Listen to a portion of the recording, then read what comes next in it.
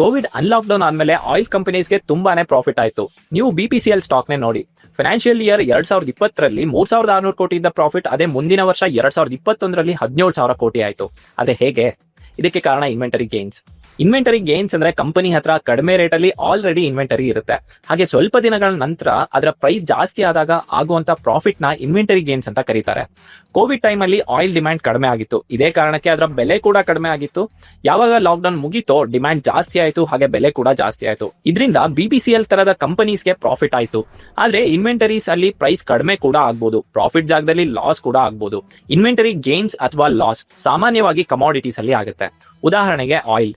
ಹಾಗೆ ಕೊನೆಯದಾಗಿ investors company ಬಗ್ಗೆ ಅನಲೈಸ್ ಮಾಡುವಾಗ ಅದರ ಪ್ರಾಫಿಟ್ ಇನ್ವೆಂಟರಿ ಗೇನ್ಸ್ ಇಂದ ಆಗಿದೆಯಾ ಅಂತ ತಪ್ಪದೆ ಚೆಕ್ ಮಾಡಿ. ಏನಕ್ಕಂದ್ರೆ ಸಾಮಾನ್ಯವಾಗಿ ಈ ತರದ ಪ್ರಾಫಿಟ್ ಎಕ್ಸ್ಟರ್ನಲ್ ಫೋರ್ಸಸ್ ಇಂದ ಆಗಿರುತ್ತೆ. ಹಾಗಾಗಿ ಇದು ಪ್ರತಿ ವರ್ಷ ರಿಪೀಟ್ ಆಗದೆ ಇರಬಹುದು.